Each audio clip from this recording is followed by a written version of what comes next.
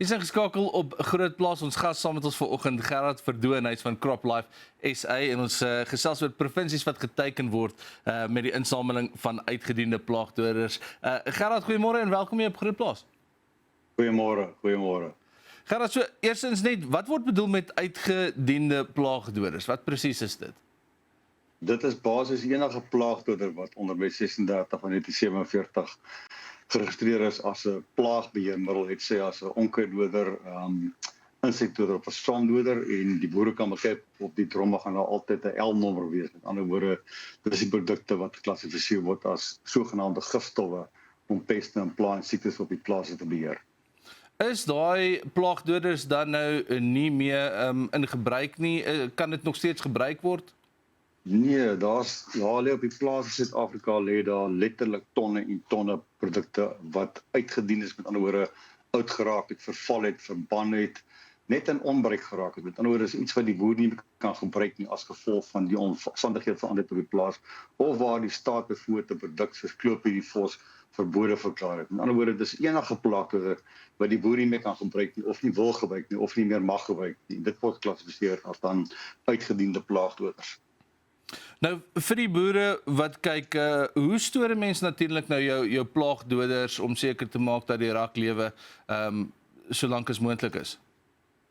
Wel, eerste plek, jy moet jou plaagdoders stoor in terme van die wetgewing of dan die aangehegte SABS standaarde. Dit sal wees die SANS 10206, maar kom op neer, jy moet 'n ordentlike pakplek hê vir jou plaagdoder, verkieslik nie op die grond nie, op pallette en of op rakke moet dit geplaas word nie. Jy moet altyd seker maak dat jou produkte wat eerste inkom, die produkte word gebruik op 'n later stadium en die ouer produkte word dan eerste gebruik. Met ander woorde, ons praat van die eerste in, eerste uit produkte, sodat jy nie produkte het wat staan nie, en jy moet altyd dan kyk dat jy jou plaagdoders opgebruik binne 2 jaar, want die meeste plaagdoders in Suid-Afrika het nog steeds 'n raklewe van 'n maksimum van 2 jaar, met enkele uitsondering van raklewe van 3 tot 4 jaar. Maar probeer altyd dan 'n rekord hou. En as jy goeie rekord hou, gaan jy weet watter produkte is nou al naby die vervaldatum, gebruik hulle op, sodat die goed nie verval en begin uitgedien raak en ons geld gaan kos om in te samel en te laat vernietig nie. Nou, julle is nou besig met die insameling van hierdie uitgediende plaagdoders. Wat is die planne dan vir die boere van die Noordwes en Mpumalanga in die eerste helfte van 2026? Ons is tans besig met die beplanning saam met ons gewasadviseurs en ons verspreidingsmaatskappye wat lede van CropLife Suid-Afrika is. En ons het die beplanning al klaar gedoen om te kyk na versamelpunte. Ons maak gebruik van tydelike versamelpunte by van die agente en versprei van ons handelaarskappe. En dan gaan ons vir die boere laat weet binnekort wanneer hulle moet begin om 'n inventaris saam te stel. Met ander woorde, elke boer wat wil deelneem moet 'n inventaris saamstel van wat op sy plaas lê. Dit moet gedoen word in samewerking en met die hulp van die gewasadviseur. Met ander woorde, daardie persoon wat die landbou-insette of dan die plaagdoders aan die boer verskaf. En daardie inventaris kom terug na myself en Mark Campbell wat saam met my werk in die projek.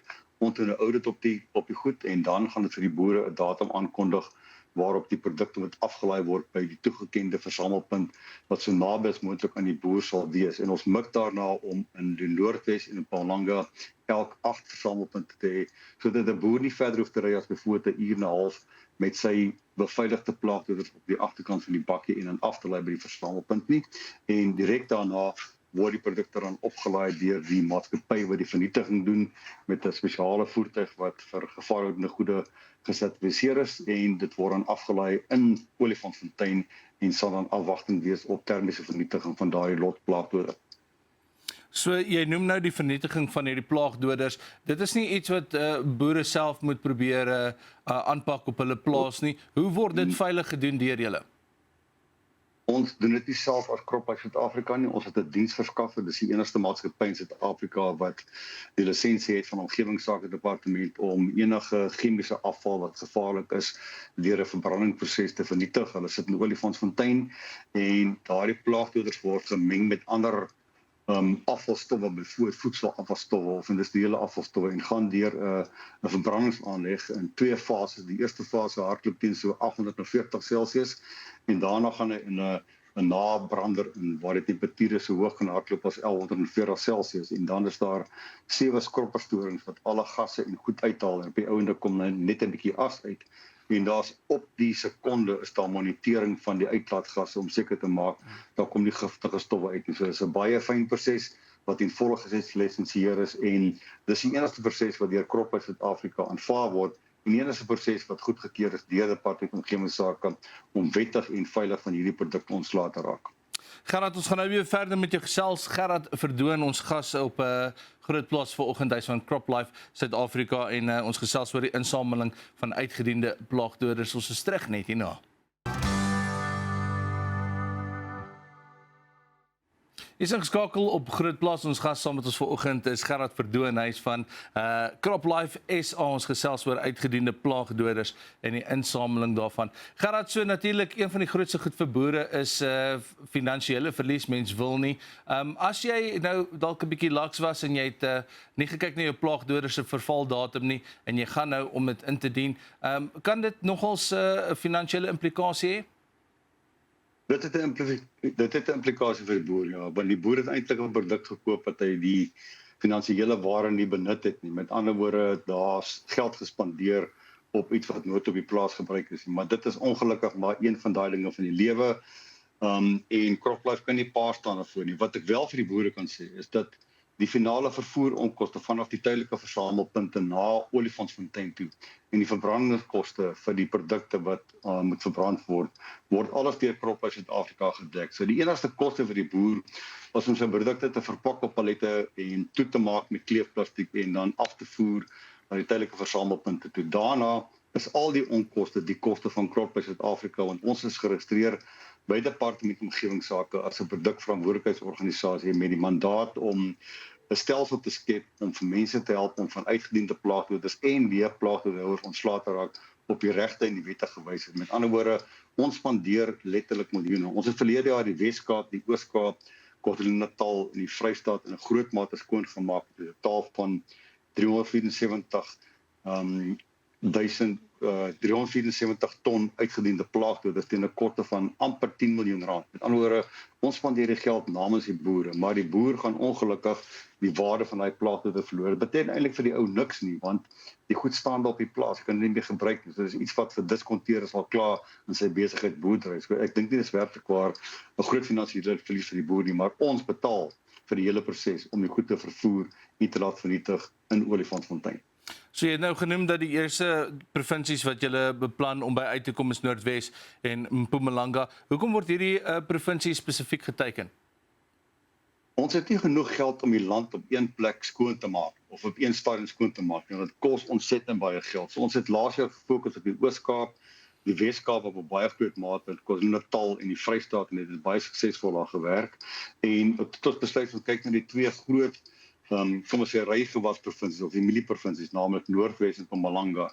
So ons werk provinsie per provinsie, want dit is die geld wat ons beskikbaar het. En daar word ook van ons verwag van die provinsiale owerhede om vir hulle te laat weet hoeveel in die provinsie ingesamel is. So ons werk liewerste provinsie per provinsie, werk met die gewasadviseurs en die boere daar en doen dit dan per provinsie. En dan in die volgende fase van die volgende jaar gaan ons weer 'n ander provinsie taak tot ons sê ons het nou in Suid-Afrika omtrent die land skoon gemaak en daarna het ons die opvolgaksies waar ons die klein bietjies wat uitgedien raak op die plase ook sal insamel vir die volgende aantal jare tot die son op die aarde gaan sak. Nou Gerard, jy het so vinnig genoem dat daar 'n sekere spesifieke manier is wat julle wil hê die boere moet hierdie plaagdoders by julle kom aflaai, maar is daar 'n spesifieke proses voor die tyd waar julle graag in kennis gestel word dat die manne is op pad na die afsetpunte toe? Ja, kyk, die boer moet eers 'n inventaris saamstel, die inventaris moet gegee word of voorhandig word of per e-pos gestuur word aan sy of haar gewasadviseur. Dit kom af na myself en Mark Campbell toe wat die proses bestuur. Ons oudit die goed, ons ken dan daardie boer toe aan 'n tydelike versamelpunt.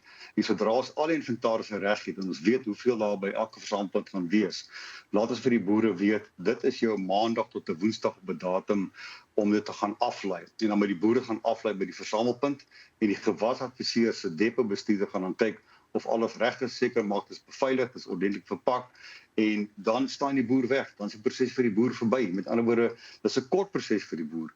Ons werk kom dan in om seker te maak alles is reg, ons het die inventaris korrek, ons het die regte aantal pallette per voertuig wat ons kan 'n maksimaal van 24 pallette per voertuig laai en seker te maak dan dat die pallette is beveilig op die voertuig en dan gaan dit af na die plek toe in Olifantsfontein vir vernietiging. So die boere moet almal dan deelneem, maar hulle moet met hulle gewasadviseurs werk. As iemand nie gewasadviseer het nie, moet hulle maar kontak maak met ons by CropLife SA en ons sal wel deur die openbare media soos julle self en deur die landboubedrywe so Graan SA en die Horkou en so aan ook vir die boer laat weet wat is die proses, maar hulle gaan ten deeglik ingelig word deur hulle gewasadviseurs, deur hulle CropLife lede wat almal uit die verspreidingsmaatskappye is en dan ook deur onsself in CropLife en deur die produksieorganisasies soos die graanbedrywe ensovoorts.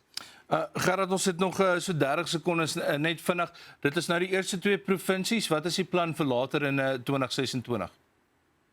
Ons gaan stukkie vir stukkie ook in Natal hierdie jaar 'n klompie goed oplaai. Ons mikpunt is so hier by 35 ton vir KwaZulu-Natal.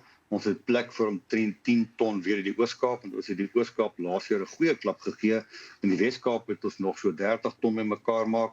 Ons gaan in die Noord-Kaap mik vir so 15 ton en dan die klein bietjies wat uitkom uit die publiekheid. Oralste uit die publiekheid kry ons al redelike klompie goed en dan ook ons het ook 'n klomp van die plaagbeheeroperateurs wat met spesifieke mense werk om die ou rotdoders en die ou produkte wat hulle gebruik vir professionele dienste in te samel en almal neem dele aan. So ons werk nie alleen in 2 provinsies nie, ons in die Wes-Kaap en Oos-Kaap het ons al goed skoon gemaak, maar ons moet net seker maak dat die laaste bietjie word opgetel en totaal vernietig. Gerard, baie dankie vir jou tyd vanoggend en ook dankie vir julle inisiatief en hoe julle die boere uithelp. Gerard Verdoorn van CropLife SA oor die insameling van uitgediende plaagdoders. Dis al wat vir ons tyd het vir Groot Plaas vir vanoggend. Ons hoop jy het 'n lekker dag verder en dan sien ons mekaar weer maandag.